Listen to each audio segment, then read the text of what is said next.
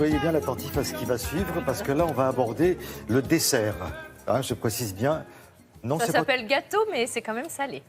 Ah, d'accord, Oui. ok. Parce que comme on a commencé l'autre jour avec une soupe aux choux, Oui.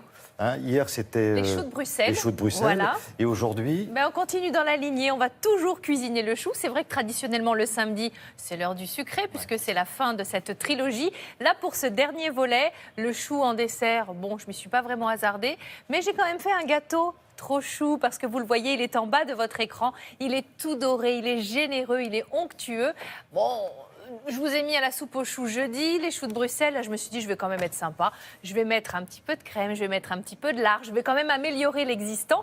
Mais surtout, je vais vous rappeler que le chou, l'inconvénient principal, on en parlait avec Grégoire, c'est la digestion. Comment bien digérer son chou? Eh bien, je vous explique tout dans le sujet. Regardez ce gâteau trop chou. Pour le réaliser, on a besoin d'un joli chou vert. Il nous faut également du lard, des œufs, des carottes, un oignon, de l'ail, de la crème, de la moutarde, de l'huile d'olive, du sel et du poivre. 25 minutes de préparation, le temps de préparer ce joli chou, et puis 1 heure de cuisson. Vous avez vu quelle dextérité?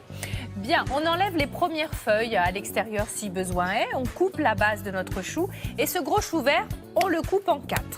Dans un grand volume d'eau bouillante salée, on va mettre nos 4 quarts de chou, nos 4 petits morceaux. donc on le fait blanchir. On le c'est fait ça blanchir. Ah. Bravo Thierry. Et vous faites l'opération une première fois et vous pouvez renouveler l'opération pour être sûr vraiment d'éliminer un maximum de substances qui font qu'on le digère mal.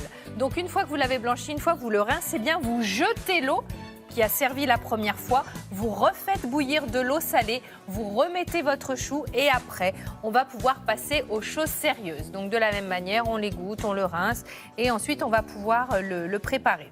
Donc, qu'est-ce qu'on va faire pour ce gâteau? On va faire comme une grande poêlée avec évidemment plein de saveurs. Donc on va mettre un oignon que l'on va éplucher, couper en petits dés. On va également rajouter des carottes dans cette recette, ce qui va donner quand même un peu de douceur, une petite touche sucrée. Donc on va bien éplucher ces carottes, les couper en morceaux. Je vous ai promis du lard, le voilà. Vous allez découper des petits morceaux de poitrine, fumés ou pas d'ailleurs. Et ensuite on va passer en cuisson. Donc un petit peu d'huile d'olive et on commence par faire revenir notre oignon.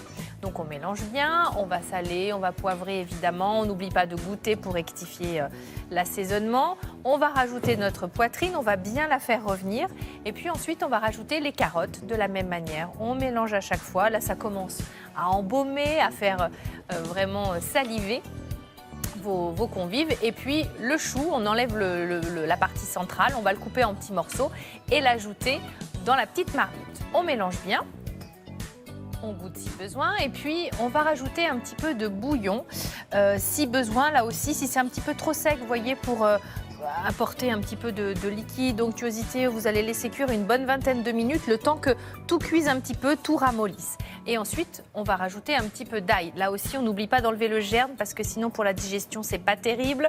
On l'épluche, on le dégerme et on met une gousse d'ail dans la préparation. Si vous voulez que ce soit un petit peu plus aillé, bah, mettez-en 2, sans aucun problème. On mélange bien. Alors maintenant, pour faire le gâteau, va falloir faire ce qu'on appelle un petit appareil pour faire tenir tout ça ensemble. Donc on va, dans un saladier, casser 4 œufs et on va mettre une petite pointe de moutarde parce qu'évidemment, ça se marie très bien avec le lard, avec le chou. Vous allez rajouter de la crème, un petit verre à moutarde de crème fraîche liquide. Là aussi, on assaisonne du sel, du poivre. Vous pouvez rajouter, pourquoi pas, de la muscade si vous aimez ça. Et c'est cet appareil qui va permettre à votre gâteau de prendre. Donc, tous vos petits légumes revenus avec le lard, vous le mettez à l'intérieur de ce mélange avec les œufs, la crème et l'assaisonnement. Et hop, un moule bien beurré. Vous avez vu, j'ai pris un moule à charnière assez haut parce que moi, j'aime mieux quand c'est plus haut que large. Donc, un moule bien haut, 40 minutes à 180 degrés. Si ça brunit trop vite, une petite feuille de papier aluminium. Et lorsqu'on ouvre le moule à charnière, voilà, on a quelque chose de bien doré, d'appétissant. Vraiment, j'ai tout donné pour vous faire manger du chou.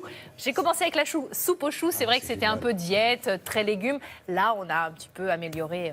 Voilà, c'est formidable. C'est vrai qu'en regardant la recette telle que vous l'avez proposée, c'est là que j'ai constaté que c'était vraiment pas un dessert. Ah ben non, pas du tout. Mais néanmoins, ça a la forme d'un gâteau. Et c'est magnifique. Voilà. Merci beaucoup pour ce prie. gâteau trop chou, Avec Karine plaisir. Tessandier. Merci à tous les trois.